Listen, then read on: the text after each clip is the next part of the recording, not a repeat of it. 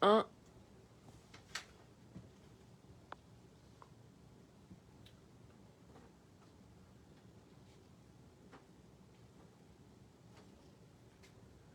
Le mois de mars qui s'achève aura été un moment de spiritualité intense où, opportunément, se croisent les traditions chrétiennes, le carême, et musulmanes, le ramadan. Les vendredis étant partagés entre le chemin de croix et la grande prière du Juma. Aussi voudrais-je en profiter pour rappeler, avant toute chose, et en ma qualité de chrétien, cette parole puissante de notre Seigneur Jésus-Christ, tirée de l'évangile de Saint Marc au chapitre 8, les versets 17 et 18. Je cite, « Vous avez des yeux et vous ne voyez pas, vous avez des oreilles et vous n'entendez pas. » Il en est ainsi aujourd'hui dans notre pays, le Gabon, où de nombreux compatriotes ne veulent ni voir ni entendre pour mieux répondre aux besoins pressants de leur ventre. Quelle désolation! Gabonaises et Gabonais, chers compatriotes, mesdames et messieurs les journalistes, je voudrais précisément aujourd'hui vous entretenir sur l'élection présidentielle et je sollicite à cette occasion votre pleine attention, car c'est l'une des dernières fois que je m'exprime en qualité de président élu. La prochaine fois, certainement, je le ferai en qualité de président de la République investi. Comme nous le savons, une élection présidentielle a eu lieu le 26 août 2023 et nous en connaissons tous les résultats. Les militaires sont venus par le canal d'une révolution de palais orchestrée par les extrémistes du Haut-Ogooué mettre fin à un processus démocratique si bien engagé. Le coup était savamment préparé par les mentors connus. Par la suite, le putschiste en chef désigné et autoproclamé a annoncé Urbi et Orbi, manifestement sur instruction de ses mentors, qu'il rendrait le pouvoir aux civils au terme de la transition. Tout le monde ou presque y a cru, sauf moi. Et les faits me donnent encore une fois raison. En effet, chemin faisant, le putschiste en chef a marché sur les textes que son équipe a confectionnés à la hâte et, assurément, sur les cadavres pour annoncer une nouvelle élection pour laquelle certains, et toujours les mêmes, s'emballent aujourd'hui en prenant prétexte sur le fait accompli qui devient, curieusement dans notre pays, un principe de droit. Dès lors, le pays, ainsi que je l'annonçais dernièrement, est en présence de deux forces. Le président élu et ses soutiens, le peuple gabonais, et l'imposteur en chef avec ses soutiens, le système Bongo PDG et ses satellites. C'est une réalité implacable. Permettez-moi alors de revenir sur mon propos de la dernière fois. Je disais précisément que l'élection annoncée pour le 12 avril 2025, l'élection présidentielle, n'aura pas lieu. À ce sujet, je n'ai jamais parlé de boycott. Le boycott au Gabon renvoie au père Paul Amba Bessol au début des années 90. Pour ma part, j'ai dit et répète que l'élection annoncée pour le 12 avril n'aura pas lieu. L'implication en est que nous devons tout faire pour qu'elle n'ait pas lieu. ce qui revient à user judicieusement de tous les moyens politiques, démocratiques et diplomatiques pour parvenir à nos fins. J'en suis là. En fait, nous devons comprendre que la situation actuelle nous amène à choisir entre deux élections et à nous positionner ouvertement en faveur de l'une ou de l'autre. C'est cela l'enjeu. Soit on se positionne pour celle de 2023, qui a pour vainqueur sans conteste Albert Ondoosa, soit on se positionne pour celle que se propose d'organiser l'imposteur, soutenu par un clan, le PDG CTRI, dont il sortira inexorablement vainqueur. Tous ceux qui se portent candidats aujourd'hui doivent savoir qu'ils accompagnent l'imposteur et lui offrent leur soutien, implicite et explicite, soutien dont il a absolument besoin pour tenter de légitimer son forfait. Je voudrais rappeler à cela que le temps du père Bongo Ondimba est bien fini. Le jeu ancien est dépassé et n'a plus aucune prise aujourd'hui. J'aimerais également rappeler à tous les soutiens de l'imposteur qu'ils ne récolteront rien en retour, bien au contraire. Si d'aventure l'imposteur putschiste réussit à se hisser au sommet de l'État, ils n'auront très bientôt que leurs yeux pour pleurer. Car la situation qui se profile à l'horizon nous met irrémédiablement face à deux scénarios dans lesquels ils sont perdants. Le scénario 1. L'élection du 12 avril n'a pas lieu et c'est la validation automatique des résultats de 2023, puis la mise en œuvre du programme de A2O. Le scénario 2. L'élection du 12 avril 2025 a lieu et M. Oligui Nguema, l'imposteur, devient président de la République. Malheureusement, il s'agira d'une république du PDG CTRI et rien n'aura changé. Dans le scénario 1, scénario vertueux le plus probable, A2O ne cherchera à régler aucun compte car il n'a de problème avec personne et n'est ni enfermé ni guidé par une quelconque coalition. C'est un homme libre qui n'a qu'une ambition, construire le Gabon et non être au pouvoir à tout prix. Quand on construit réellement, on n'a aucun temps pour régler les comptes. A2O a d'avance annoncé quel traitement serait réservé à la famille Bongo, aux Kounabélistes et autres transhumants. Chacun sera à sa place et assumera ses turpitudes passées. Il n'y aura pas d'exclusion, mais A2O choisira comme membre de son équipe des Gabonais compétents et sérieux qui ne traînent pas de casserole. Les procès éventuels pour crimes de sang, financiers et autres interviendront dans l'équité et le respect des droits de l'homme et des valeurs républicaines. Il sera fait appel, le cas échéant, à la raison d'État pour préserver l'équilibre des pouvoirs et l'équilibre de la nation.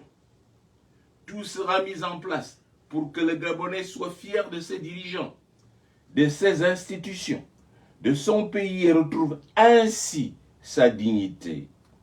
La Constitution en vigueur sera celle de 1990 et les mesures économiques phares, du reste déjà annoncées, seront immédiatement déroulées pour soulager la misère de notre peuple et amener notre pays à la prospérité.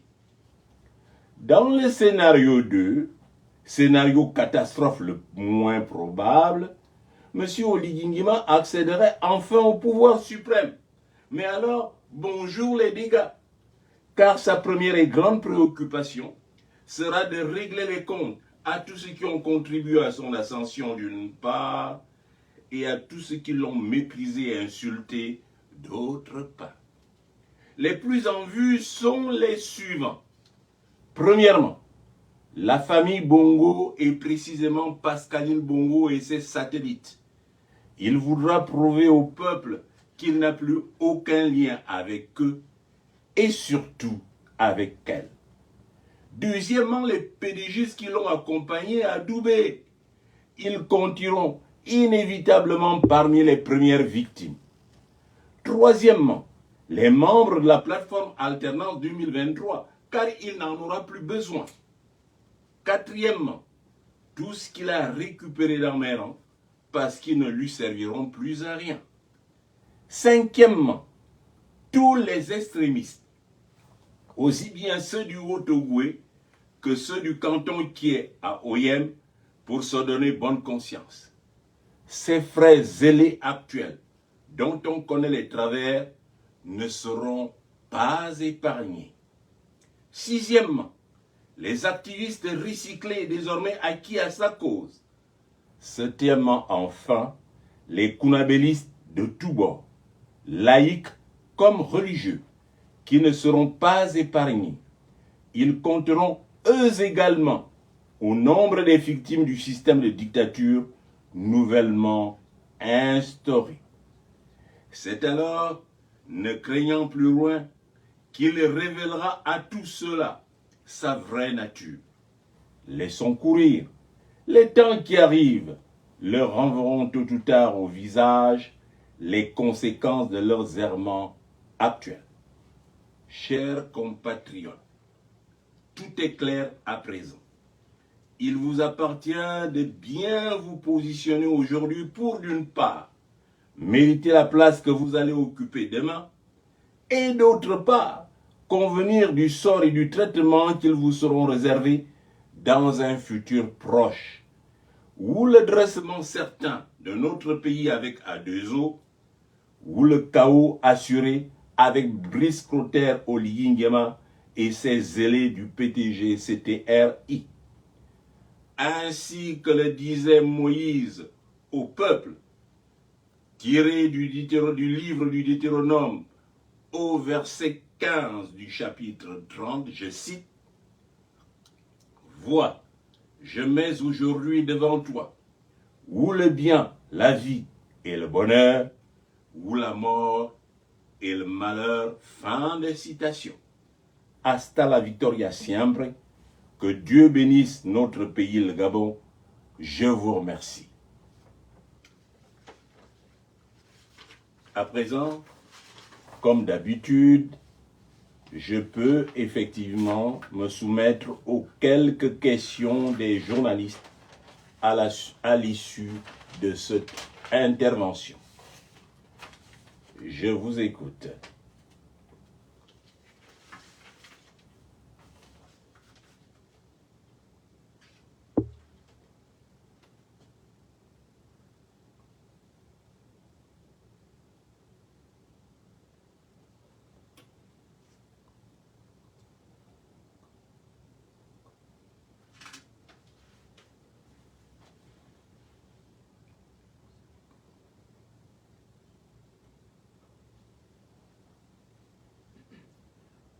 Pour ceux qui ont des questions, n'hésitez pas à poser des questions et annoncer votre nom.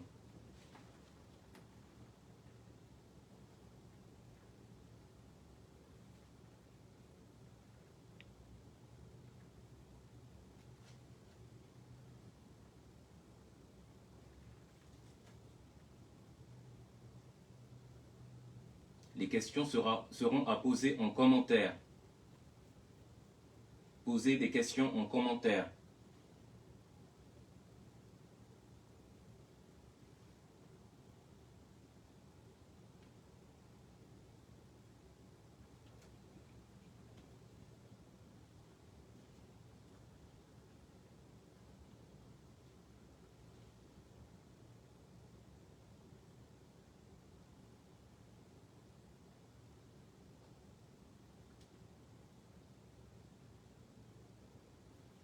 Alors nous attendons toujours des questions, soit des journalistes, soit de tous ceux qui sont autorisés à poser des questions.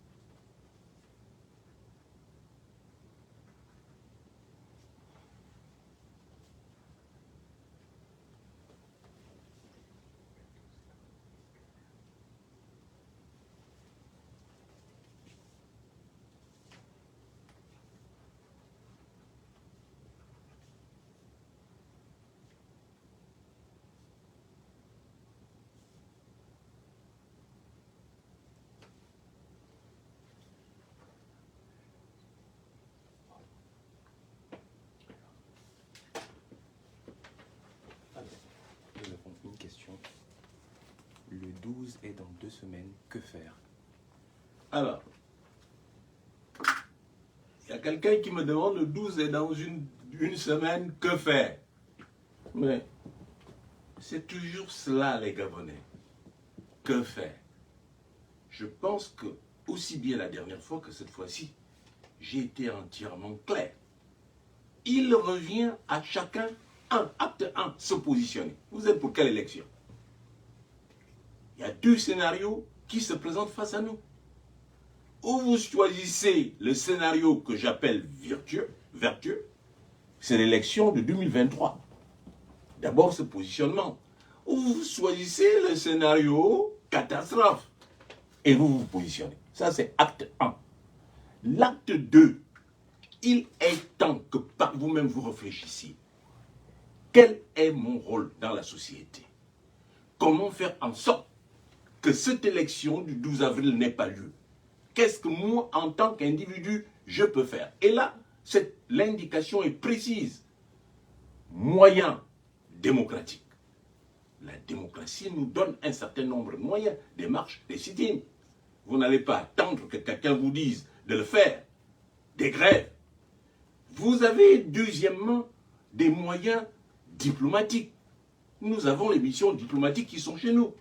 Les partenaires au développement. Nous avons effectivement les partenaires. Nous avons ce qu'on appelle généralement la communauté internationale. Et ensuite, nous avons des moyens politiques. À moins que vous n'ayez opté pour le monolithisme et le fait que vous vous êtes mis les œillères, que vous vous êtes fermé les yeux. Que faire? C'est le moment d'être ingénu. Moi, pour ma part, je vous l'ai dit, j'ai choisi d'attaquer par la diplomatie internationale. Et j'ai mis en emploi, et je suis convaincu et sûr que cette élection n'aura pas lieu. Ou alors, elle ne sera nullement validée. Chacun dans ses positions, qu'il aille à l'élection. On verra si elle sera validée. Le défi est clair. Il y a 2 positions claires dans notre pays. Alors, à partir de ce moment-là, me demander, le 6 est dans... Ce n'est pas une affaire de semaine. Ce n'est pas une affaire de semaine. J'ai fait une campagne contre Ali Bongo en 1 semaine. Et je l'ai battu. Alors, nous avons encore beaucoup de jours, beaucoup de temps pour réagir. Alors, moi je ne vous dis pas, allez-y provoquer les militaires pour que vous soyez tués. Ce n'est pas ce que j'ai dit. J'ai dit il existe des moyens politiques, il existe des moyens diplomatiques, il existe des moyens que nous donne démocratiques, que nous autorise, que nous donne la Constitution. Voilà les moyens qu'il faut utiliser.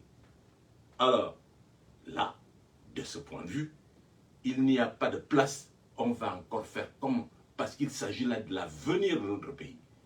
Et les soutiens actuels, je répète, je l'ai dit dans mon propos introductif, les soutiens actuels d'Oligui n'auront rien parce qu'il va régler les comptes. Tous ceux qui ont changé les camps là, Oligui n'oubliera pas que vous l'avez insulté. Vous avez beau aller dire oui, il soutien, il ne vous épargnera pas.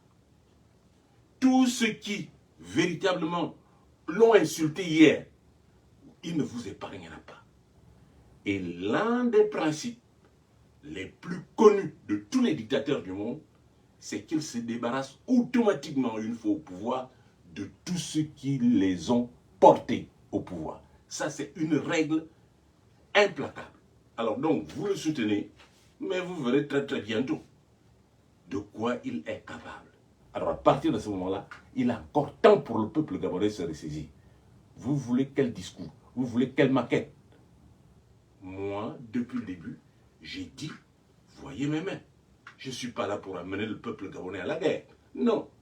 En plus, il y a un phénomène dont il faut tenir compte. Nous n'avons jamais eu de guerre civile au Gabon. Jamais. Avant Oligui Nguema, la tribalisation de l'État n'a atteint ce niveau. Nous sommes au paroxysme. Il faut arrêter tout ça.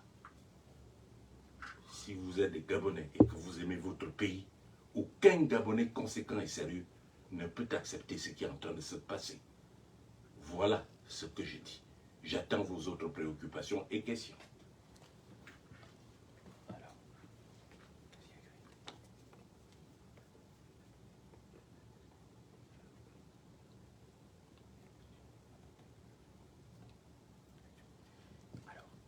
Quelle position doit adopter le peuple selon votre lecture politico-économique? Je viens de le dire. Quelle position doit adopter le peuple? Je viens de le dire. Et mon propos était tellement clair qu'au début, je vous ai dit, notre Seigneur Jésus-Christ, puisque je suis chrétien, dit, vous avez des oreilles et vous n'entendez pas. Vous avez des yeux, vous ne voyez pas.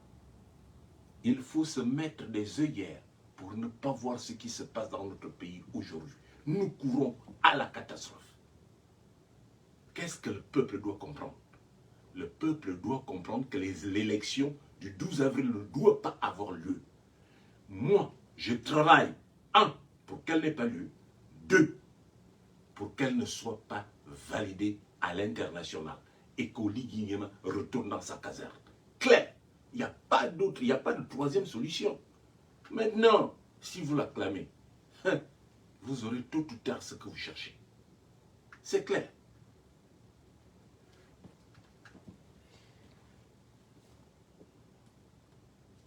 Marcus Boulingui demande, professeur, pensez-vous que l'élection présidentielle sera à l'image du référendum?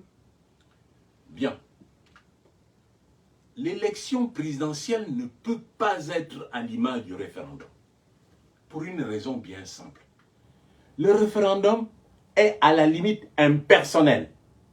Première chose. Deuxièmement, on va au référendum, on ne sait pas qui on vote. Et on ne sait même pas pourquoi on vote. On va vous le dire, on va dire aux gens ce qu'on leur a dit. Répondez oui, répondez non. Les gens ne savent pas sur quoi on dit oui et sur quoi on dit non. Et qu'est-ce qui s'est passé? 70% d'abstention. Est-ce que l'élection présidentielle se ressemble à ça? Grandeur nature, je l'ai déjà dit. C'est le reflet qu'il y a au minimum 70% des Gabonais qui ne veulent pas d'Oligui Nguema. Mais il continue. Comme si de rien. Un politique avisé se serait arrêté, aurait regardé, aurait interrogé pour savoir s'il continue ou non. Mais il a continué comme si de rien. Elle ne sera pas comme l'élection présidentielle. Parce que cette fois-ci, c'est un individu. Allons-y. Allons-y seulement et je souris. Je répète et je l'ai déjà dit, je lui dis exactement la même chose que j'ai dit à Ali Bongo. 2025, Oligui Nguema ne pourra pas être au pouvoir et il ne sera pas au pouvoir. Quels que soient les moyens qu'il utilise. Je suis clair là-dessus et ça ne souffre pas d'ambiguïté. Je l'ai dit hier, je le dis aujourd'hui et je le dirai demain. C'est clair. Chris Ibwanga d'Alpha TV. Professeur Albert Ondosa, à quoi se livre le Gabon au cas où l'élection y a lieu? Mais au cas où l'élection a lieu, malheureusement, j'ai décrit 2 scénarios. Monsieur Chris Ibwanga, vous êtes journaliste. Et j'ai décrit le scénario catastrophe. Voilà ce qui vous attend. Tous. Tous ceux qui sont derrière Oligui Nguema savent ce qui les attend. Et nous voyons déjà se dessiner ce qui risque de se passer. Mais cela ne se passera pas. Rassurez-vous. Je suis résolu à faire en sorte qu'Oligui Nguema ne règne pas dans ce pays. Il ne sera pas président de la République. Je l'ai dit à Ali Bongo hier, où est-il aujourd'hui? Mais je vois que, évidemment, les Gabonais n'ont pas de souvenir, n'ont pas de mémoire. C'est ce que je disais à Ali Bongo aujourd'hui. Il est où? Et je disais, monsieur Ibwanga, quand j'étais chez vous, à Altafidi, je disais que la force est une variable. Une variable qui n'a pas de borne supérieure parce que tu tournes toujours un plus fort que soi. On tourne toujours un plus fort que soi. Ce qui veut dire en termes clairs qu'Oligui Nguema, tout ou tard, dans moins de 2 semaines, il trouvera plus fort que lui. C'est tout ce que j'ai à dire dessus. Donc, véritablement où nous choisissons le chaos. Mais un leader avance à la mesure de son peuple. J'aimerais que le peuple dise qu'ils ont écouté ce que j'ai dit et qu'ils sont avec moi. Dès lors que le peuple l'a dit, toutes dispositions sont prises pour qu'Oligui Nguema ne puisse pas gouverner le Gabon. Voilà ce que je dis de manière claire et ça ne souffre pas d'ambiguïté.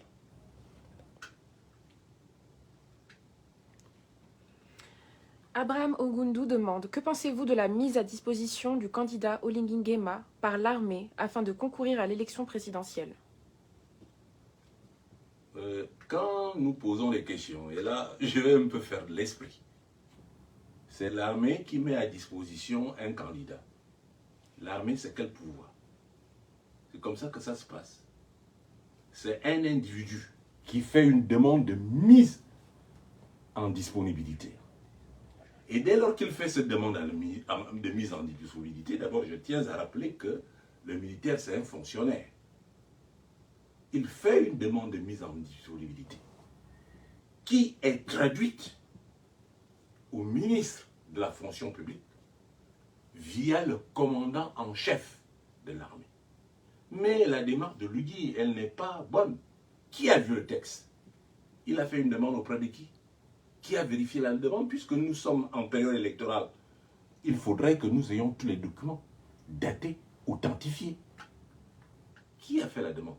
Il l'a fait où? Auprès de quelle instance? De quelle autorité? La déclaration verbale faite au stade n'a pas valeur juridique. Dans quel état sommes-nous? Essayons véritablement d'être un tout petit peu sérieux.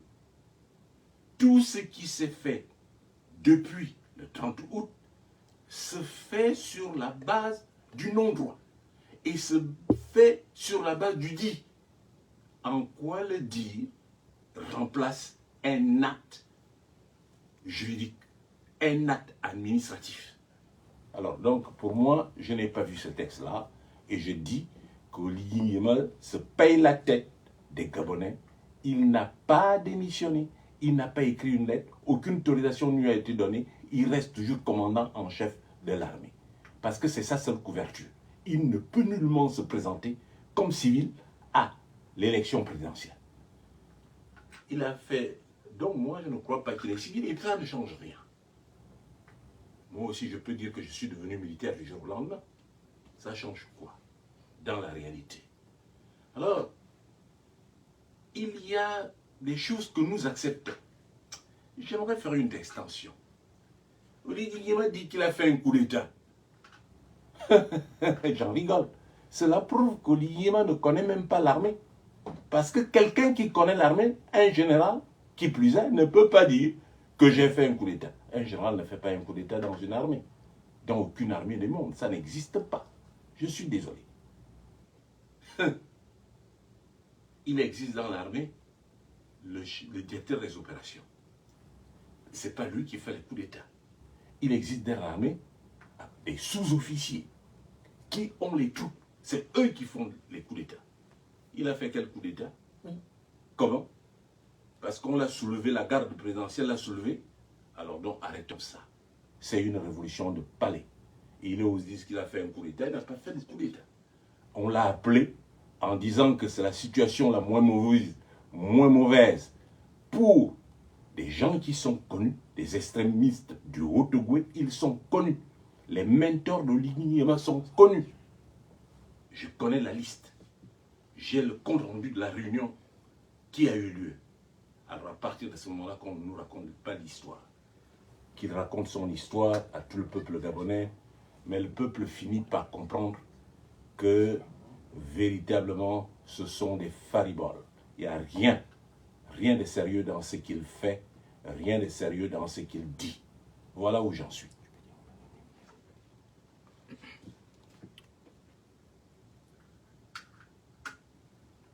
L'internaute Joseph demande qui va vous céder le pouvoir? Quelle institution du Gabon va vous installer au pouvoir?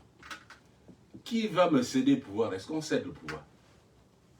Je dis, toute disposition sera prise pour qu'Oligui quitte le pouvoir. C'est tout ce que j'ai à dire. Qui va me céder le pouvoir? Des questions, de telles questions naïves.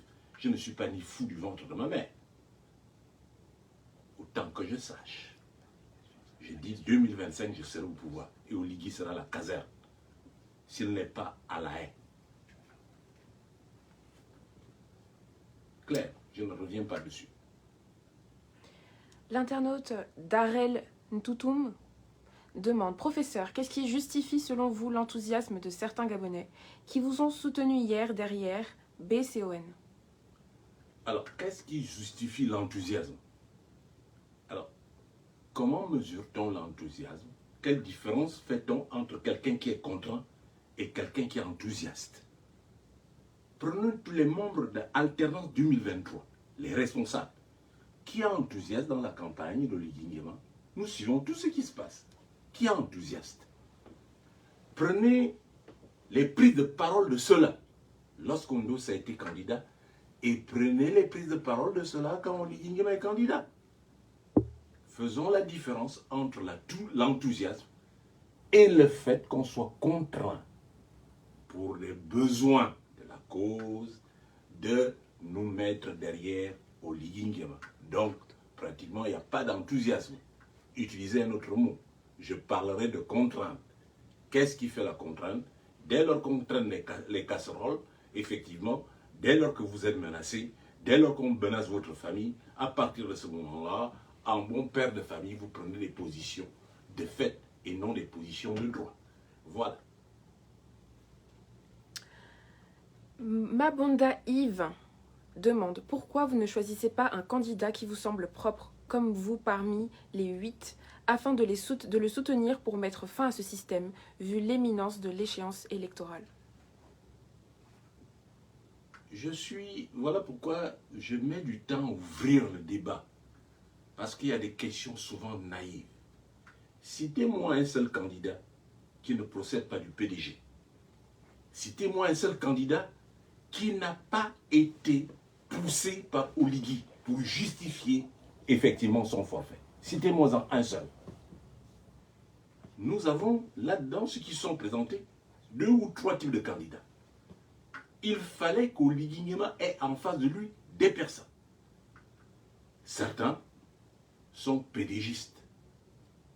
De fait, ils l'ont été hier, ils le sont encore dans les faits. D'autres, effectivement, ils traînent des casseroles.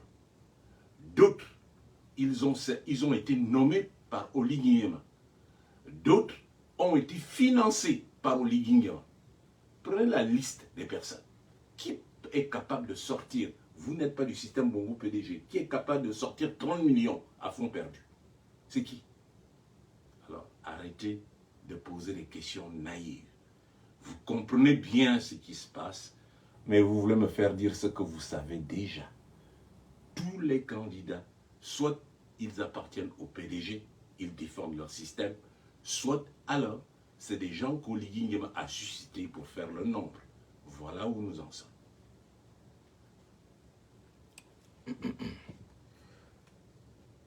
Machelo Iwangu. Monsieur le professeur, quel levier utiliserez-vous pour empêcher le président Oligui d'être élu à la présidence de la République gabonaise? Eh bien, c'est certainement à vous que je le dirai, et à l'antenne. Je suis un responsable sérieux et politique. Ce n'est pas à l'antenne que je dévoile effectivement et ma tactique et ma stratégie. Je vous remercie.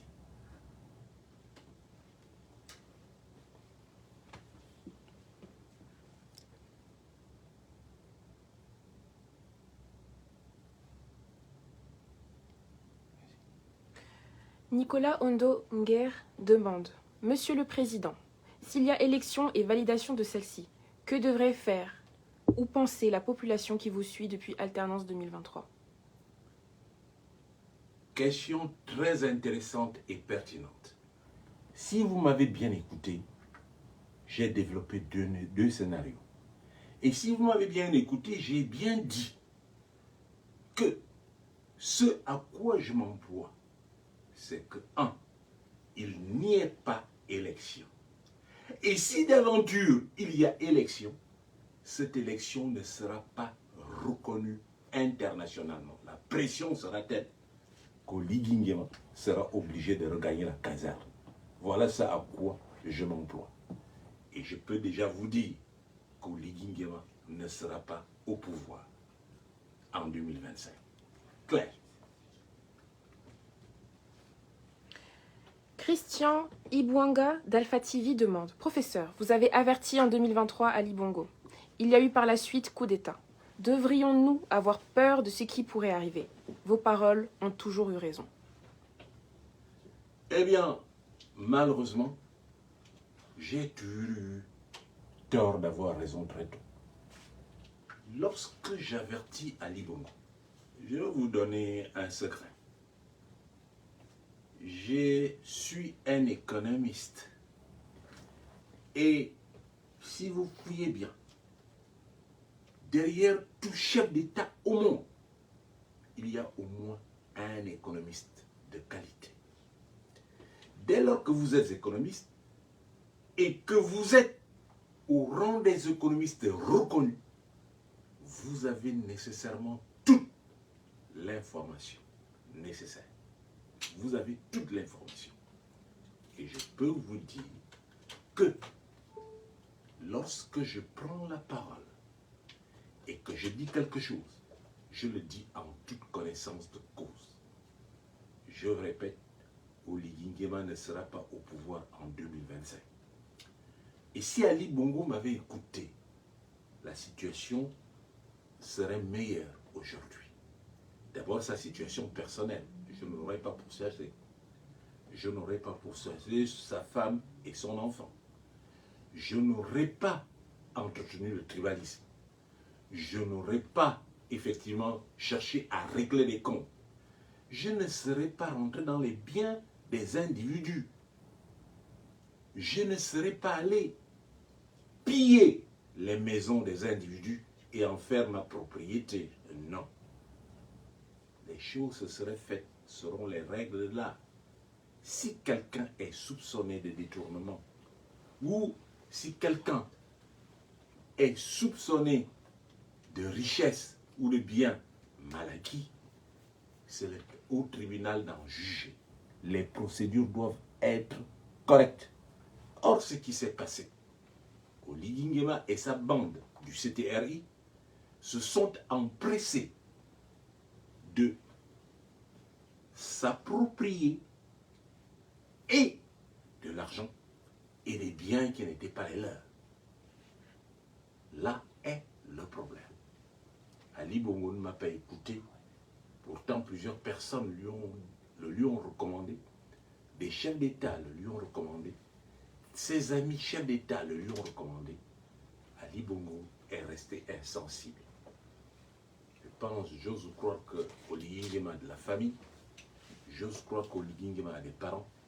J'ose croire qu'Oligui Nguema a des amis, ceux qui l'aiment vraiment. Eh bien, c'est le moment de lui dire de reculer. Et c'est le moment de lui dire de revenir à la raison. À partir de ce moment-là, ce n'est pas vous qui avez à craindre. C'est Oligui qui a tout à craindre et qui a tout à perdre. C'est à lui de revenir à la raison. Parce que la voie qu'il suit, c'est une voie sans issue.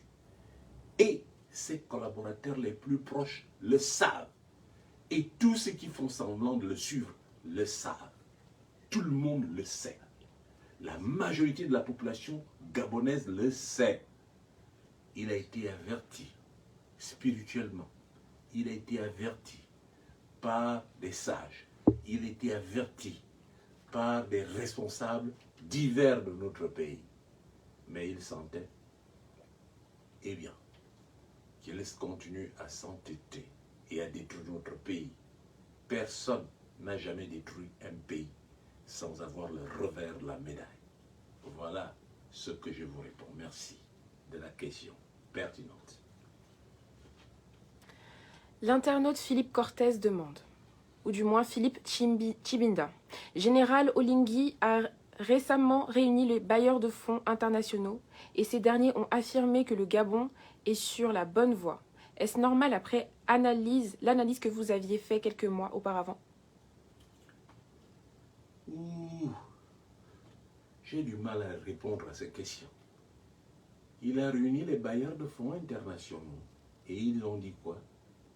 Le Fonds monétaire fait des communiqués à partir de Washington. Lorsqu'il y a une revue à mi-parcours dans un pays, il y a un communiqué. J'aimerais et je suis les déclarations du Fonds monétaire. J'attends à voir les déclarations de la Banque mondiale. Je suis les déclarations de la BAD.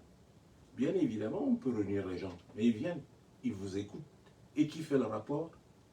RTG chaîne 1 ou Gabon 24. Le rapport de RTG chaîne 1 ou Gabon 24, c'est un rapport qui est crédible. Auprès de quelle institution? Pour le moment, ce qu'on sait, c'est que la note du Gabon a diminué. Ce qu'on sait, c'est que le Gabon, c'est une mauvaise gestion. Ce qu'on sait, c'est que la dette gabonaise a dépassé les normes. Voilà les données que nous avons. On est sur la bonne voie. Ça veut dire quoi? On est sur la bonne voie. Faisons la différence entre un langage diplomatique, parce qu'il s'agit de diplomatie, et un langage technique et scientifique. Là, il s'agit d'un langage diplomatique. Donc, il n'y a que les naïfs pour se laisser prendre à ce jeu. Personne d'autre. Je vous remercie.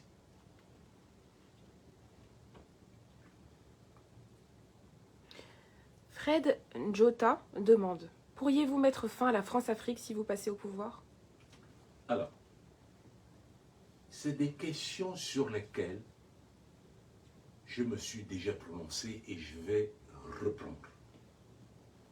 Alors, je commencerai par instruire.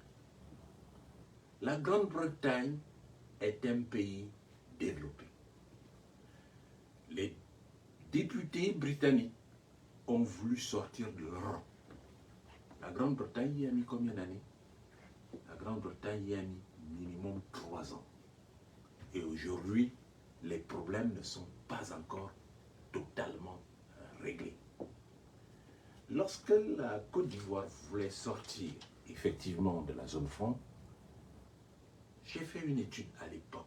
Il fallait 10 ans. Les déclarations fracassantes et intempestives, ce n'est pas ça qui construit un pays. On construit un pays sur l'élaboration d'un plan. La France-Afrique, oui, est-ce qu'on en sort? On n'en sort pas avec des paroles, on n'en sort pas avec des gestes, on en sort avec des actes. C'est-à-dire créer un tissu de production, une production nationale. Réduire l'indépendance vis-à-vis de l'extérieur, l'indépendance énergétique, l'indépendance industrielle, l'indépendance, etc. Et réduire la dépendance vis-à-vis de l'extérieur, la dépendance énergétique, la dépendance industrielle, la dépendance. Et arriver effectivement à une économie performante, ou qui n'a pas de déficit budgétaire, qui n'a pas d'endettement excessif, où il existe la bonne gouvernance. Avec un pays calamiteux comme ça, combien de temps pensez-vous? Il suffit d'une déclaration, je vais me débarrasser de la France-Afrique. C'est une déclaration fracassante qu'un homme sérieux ne fait pas. Je ne ferai jamais ce type de déclaration. En revanche, ce que j'ai toujours dit, c'est que le partenariat doit être revu, qu'il soit un partenariat gagnant-gagnant. À partir de ce moment-là, je ne parle pas du 50-50, je parle d'un partenariat gagnant-gagnant. Parlons du franc CFA. Je disais la dernière fois que si nous continuons à manger aujourd'hui, c'est grâce au franc CFA. Essayons de manger sans le franc CFA. Ça commence par là. Et ce n'est pas les paroles, c'est des actes que nous posons pour devenir autonomes, pour dépendre des autres et avoir une production qui permette aux autres de dépendre de nous. Avoir suffisamment de ressources, mieux gérer le peu que nous avons. Et à partir de ce moment-là, dès lors qu'on se fixe des objectifs et que ces objectifs sont atteints, alors un pouvoir démocratiquement élu peut se tourner du côté de son peuple pour dire que nous mettons fin aux accords.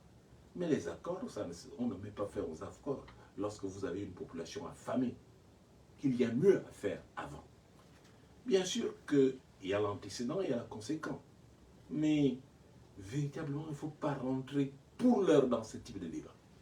Mais si vous voulez développer votre pays, il faut rentrer dans d'autres débats en prenant le temps. Oui, qu'est-ce que vous allez faire? Le franc CFA, la France-Afrique. Oui, la France-Afrique est un problème. Mais ce qui compte, ce n'est pas le volume de problèmes, mais c'est la manière de les résoudre. Or, ce n'est pas des problèmes qu'un pays sérieux résout par les slogans. Non. Non. Je suis désolé. Un pays sérieux met en place un programme. En se disant, nous nous donnons 10 ans. Mais il y a des objectifs préalables. C'est ce qu'on appelle effectivement des objectifs intermédiaires. Nous allons travailler pour ne pas avoir de déficit budgétaire. Nous allons travailler pour équilibrer nos comptes. Nous allons travailler pour effectivement ne pas avoir un endettement extérieur.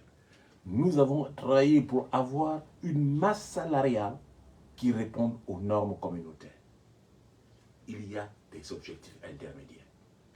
Dès lors que vous avez rendu votre production performante et votre économie performante, ça ne se fait pas en 2 jours, vous pouvez alors poser ce type de problème. Ils viennent en seconde zone.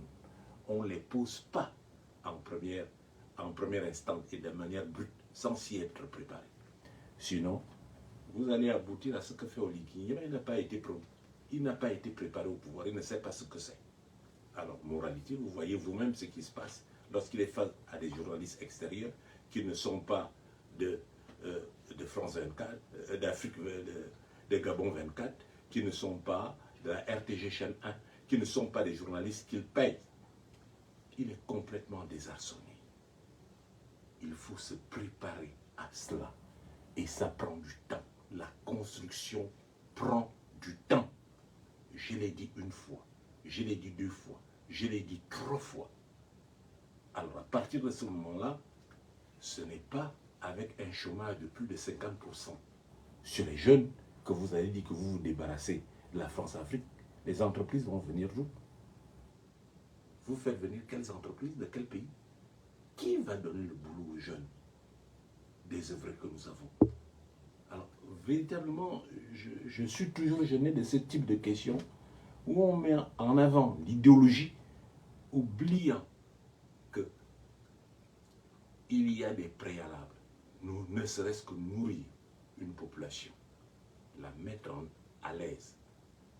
Vous manquez d'eau, vous manquez d'électricité, vous manquez de tout.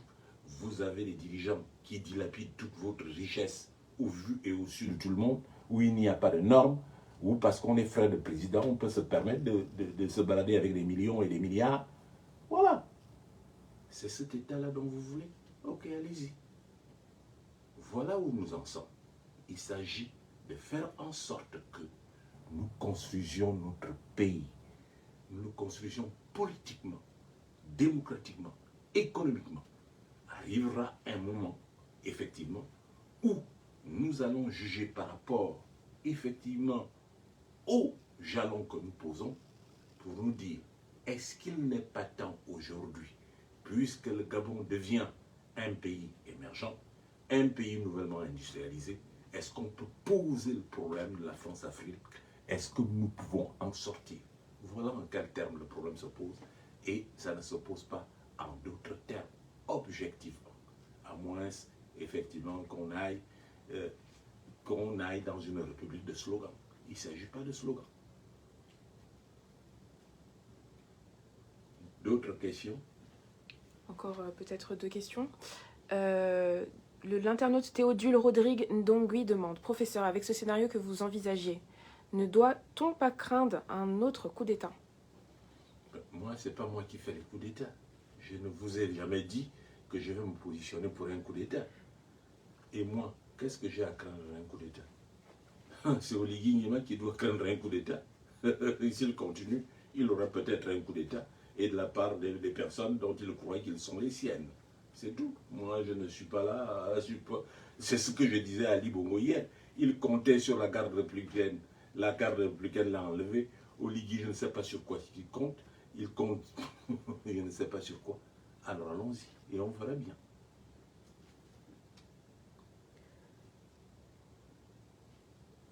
Lanis Obama demande, professeur, quelle est la plus grande erreur économique du président Oligui? Est-ce que nous devrons nous focaliser sur l'équilibre de la balance économique? Ouh, quelle est la plus grande erreur économique d'Oligui Nguema? Bien. Mais Oligui Nguema n'est pas venu pour faire l'économie. Oligui Nguema est venu, d'après ses dires, restaurer les institutions. Alors, les a-t-il restaurées? Je ne pense pas. Qu'est-ce qu'un président de la tradition a à voir avec l'économie? Là, il est hors sujet. Donc, à partir de ce moment-là, je n'ai rien à dire des bêtises d'Oligui Nguema, c'est tout.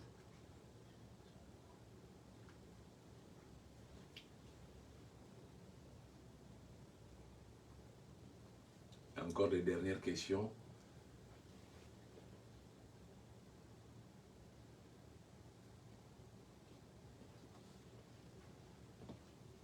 Alors, l'internaute Ruben Bellé demande, pourquoi faites-vous autant confiance à une communauté internationale qui a accepté tactiquement cette transition et qui accompagne justement ce retour à l'ordre constitutionnel?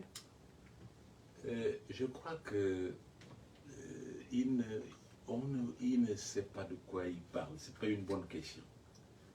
Je n'ai pas dit que je faisais totalement confiance à la communauté internationale, non. Il faut bien placer les choses. Ce que je dis, il faut que le peuple gabonais adhère à mon projet comme ils ont adhéré hier. Il y a 2 élections. Est-ce que le peuple gabonais compte encore sur moi? Dès lors qu'il y a cette adhésion du peuple gabonais au regard des faits, on passe à une autre étape. L'adhésion du peuple gabonais. La communauté internationale, bon, c'est elle qui a installé Oligui Nguema. Je ne sais pas. Moi, je dis que le coup d'État a été perpétré par les extrémistes de Téké qui ne voulaient pas qu'Ondoussa accède au pouvoir parce qu'ils ne voulaient pas effectivement perdre leurs intérêts. Vous allez dans les explications, je ne sais pas, moi les explications que je donne, j'ai des éléments pour l'étayer et j'ai des noms, j'ai des réunions, j'ai des interventions. Je sais exactement qui a dit quoi et qui a fait quoi. Maintenant, vous me parlez de la communauté internationale qui a soutenu Oligui Nguema. Je ne connais pas la communauté internationale qui l'a soutenu. C'est quelle communauté? Et elle a soutenu en quoi faisant? Oligui Nguema est venu en France. De quelle manière a-t-il été reçu? Nous tous nous savons de quelle manière il a été reçu. Vous avez à l'Élysée, vous passez par la porte arrière, et il n'y a aucun tapis qui est déroulé. C'est ça. Alors arrêtez ça. Moi, je pense que c'est nous qui faisons le jeu d'Oligui Nguema. À partir du moment où nous envenimons les positions tribalistes, à partir du moment où on accepte que notre pays vire vers le tribalisme triomphant et qu'on ne pose pas les problèmes en termes de notre pays, mais qu'on pose les problèmes en termes de notre ventre, à partir de ce moment-là, je crois que là est véritablement le problème. Si les Gabonais aujourd'hui, en majorité, se disent « il n'y a pas élection », l'élection n'aura pas eu. Si les Gabonais, lorsque la garde présidentielle l'a soulevé pour dire Oligui président, si les Gabonais s'étaient mis dans la rue pour dire nous ne voulons pas d'Oligui président, Oligui ne serait pas aujourd'hui président. Il faut que nous soyons clairs. Assumons nos responsabilités. C'est toujours l'extérieur, c'est toujours l'extérieur, c'est toujours l'extérieur. Mais l'extérieur a des signes où on sait que tel chef d'État est respecté. Oligui est parti dans quel pays occidental et a été reçu en quelle qualité de chef d'État? Dites-moi, aux États-Unis, en France, ou en Belgique? Parce que moi également, j'ai des rapports de ces voyages-là. La Belgique, il a dû partir avant le temps pour atterrir au Sénégal. Alors donc, ne racontez pas des choses, ne dites pas des choses sur lesquelles vous n'avez pas du tout un retour. La communauté internationale, à mon avis, elle n'a jamais soutenu Oligui. Ceux qui ont soutenu Oligui, c'est les extrémistes de Patéké qui l'ont mis là pour continuer à préserver leurs intérêts. Leurs noms sont connus et je les connais. Ce n'est pas plus le 5 qui était à la réunion et je les connais tous. Alors à partir de ce moment-là, remenons les choses dans le bon ordre et la communauté internationale suivra la voie que prendra le peuple gabonais. Un point, c'est tout. Parce que le peuple est souverain chez eux. Et ils savent que si nous le voulons, le peuple peut être souverain chez nous. Voilà la réalité. Le reste, c'est des supputations, c'est des suppositions. Pourquoi cette communauté n'a pas soutenu Ali Bongo hier? Pourtant, Bongo était, effectivement, on disait qu'il était soutenu par-ci ou par-là. Il en sera de même pour Oligui Nguema demain.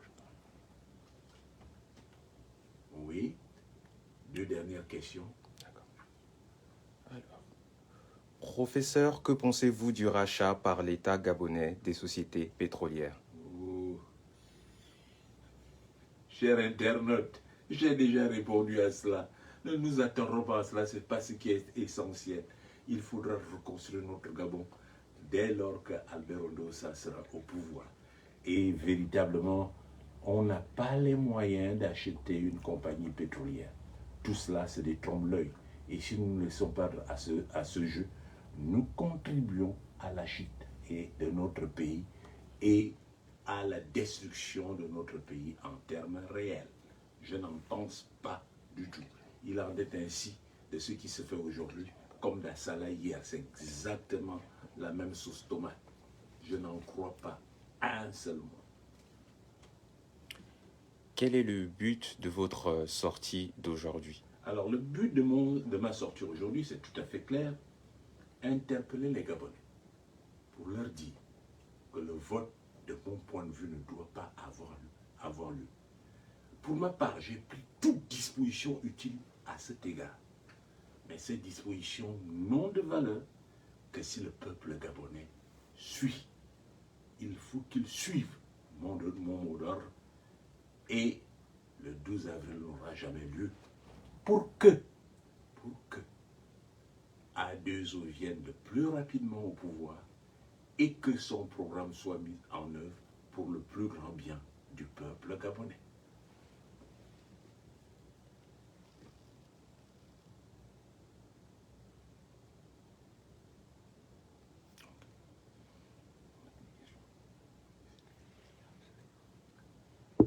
Nous avons un commentaire un peu houleux de Mfoulou. A2O gagne les élections, Oligui l'annule et l'empêche de se représenter. Est-ce normal? D'après vous, vous êtes trop ma boule pour m'énerver, j'ai honte d'être gabonais. Bon, d'abord, il ne faut pas avoir honte d'être gabonais, cher ami. Le Gabon, c'est un grand pays. Le Gabon est le centre du monde. Il ne faut pas l'oublier. Et de ce point de vue, ne serait-ce que par sa position géographique, le Gabon est un grand pays. Le Gabon regorge des ressources. Il ne faut pas avoir honte d'être gabonais. Nous avons une mauvaise passe. Alors, A2O gagne les élections, Oligui arrive. Mais comment Oligui est arrivé? Faisons un peu d'histoire. Il a été soulevé par la garde républicaine à l'intérieur du palais. Et puis ils sont sortis du palais. Et les gens, qu'est-ce que les gens ont dit à la suite de mon intervention? Oh non, il nous a libérés de Bongo. Moi, je ne vous ai jamais dit que je vous libérais de Bongo. Je disais que je libère le pays du système Bongo PDG. Maintenant, quand vous avez pris position pour Oligui, qu'est-ce que vous regardez? N'ayez pas honte. Assumez-vous. Parce que si le peuple gabonais avait été comme d'autres peuples, Oligui ne serait jamais au pouvoir. Il se serait dit, nous avons voté quelqu'un, et ce quelqu'un, c'est lui qui doit accéder au pouvoir. Il aurait suivi que dès que la garde présidentielle soulève Oligui, toute la rue monte pour dire, nous, on ne veut pas de cet imposteur. C'est Albert Ondossa qui doit monter au palais, et c'est ce qui allait se faire. Pourquoi vous ne l'avez pas fait? De qui avez-vous eu peur? Et vous êtes descendu. Et il y a même des gens qui m'ont insulté pour dire, mais laisse-nous tranquille. Il nous a libérés des bongos. Vous vous rendez compte, 1 an, 2 ans plus tard, qu'il ne vous a libéré de rien du tout. Et que les bongos, le système bongo PDG est toujours là. À partir de ce moment-là, à qui voulez-vous vous en prendre? Je vous donne la voie. Il faut qu'on en sorte. Pour qu'on en sorte, adhésion pour ce que je vous dis. Parce que si vous êtes du côté de A2O, je vous assure que les forces internes et externes vont coaliser pour que Oligui regagne la caserne et qu'il laisse le pouvoir à A2O. Ce ne sera pas gratuit. Non, ce ne sera pas gratuit. Mais il comprendra que les contradictions seront telles qu'il n'a aucune marge de manœuvre. Et dès lors qu'on lui arrête la marge de manœuvre, il ne pourra aller nulle part. Et si nous regardons le fonctionnement de l'État, qu'est-ce que la communauté internationale n'a pas fait? Elle a bloqué toutes les ressources. Maintenant, nous fonctionnons avec de l'argent sale. Nous fonctionnons avec de l'argent volé à des individus. Nous fonctionnons par extorsion des entreprises. Les entreprises se taisent, les Libanais se taisent, tout le monde se tait, mais ils sont spoliés. Nous le savons. Alors à partir de ce moment-là, n'ayez pas honte d'être Gabonais. Albert Ndossa veut vous redonner la dignité. C'est par le travail qu'on devient digne. C'est par des convictions qu'on devient digne. C'est pas en allant au suivisme. Tout le monde est parti au stade, moi aussi je vais. Mais non, il faut oser dire, moi je n'y vais pas. 2 Gabonais, je n'y vais pas. 3e Gabonais, je n'y vais pas. Et dès lors que les Gabonais disent, ce n'est pas ce que nous voulons, alors là, les forces internes et externes, les forces physiques et spirituelles, les forces internationales appuieront le mouvement. Et Oligui Nguema sera content de partir à la caserne. Voilà ce que je dis. Et c'est clair. Je n'ai pas à faire un autre schéma, c'est le schéma classique. J'en ai terminé. S'il n'y a pas d'autres questions, on passe à la conclusion. Il y a peut-être une dernière intervention donc de Martin Nguema qui dit que pour les Gabonais, pour que les Gabonais le fassent, il fallait un leader et c'est vous qui avez manqué de jouer votre rôle. Non, non, je dis non. C'est les Gabonais qui ont manqué de jouer leur rôle. Le leader a toujours été là. Les leaders n'inventent pas. Et moi, je n'envoie pas une population dans la rue. C'est le peuple gabonais, vous autres, lui, M. Nguema, qui a manqué de jouer son rôle. Où étiez-vous lorsqu'Oligui était soulevé? Qu'est-ce que vous avez dit? Vous avez insulté votre leader. Vous avez mis votre leader. Vous avez dit qu'il était menteur. Vous l'avez insulté. Vous l'avez mis de côté. Vous avez fait exactement comme tout le monde. Maintenant que vous vous rendez compte que c'est lui plutôt qui avait raison, vous venez, on but, vouloir lui donner la responsabilité qui est la vôtre. J'ai été élu par un peuple, mais où est-il ce peuple au lendemain du coup d'État? Vous élisez quelqu'un le 26, et puis un quidam vient pour dire qu'il prend le pouvoir. Vous êtes là, vous ne faites rien. Et vous dites c'est le leader qui a manqué. Ah oui, c'est toujours le leader. Vous n'avez aucune responsabilité, n'est-ce pas? C'est le leader qui vous a fait acclamer Oligui Nguema. C'est le leader qui vous a amené à l'insulter. C'est le leader qui vous a amené à dire on s'en fout de lui. C'est le leader qui vous a amené à ne pas suivre ses mots d'ordre. Pourtant, depuis le début, je vous ai averti. Pour dire 10 mois après, 15 mois après, 2 ans après, c'est lui qui avait raison. Alors, assumez-vous. Moi, je m'assume. Mais la différence entre vous et moi, c'est que moi, je fais tout dans l'intérêt du peuple et je suis mon peuple. Je ne suis pas Oligui Nguema, qui ne suit pas le peuple. Moi, je suis le peuple. Le peuple va avancer, j'avance. Le peuple recule, mais je suis là.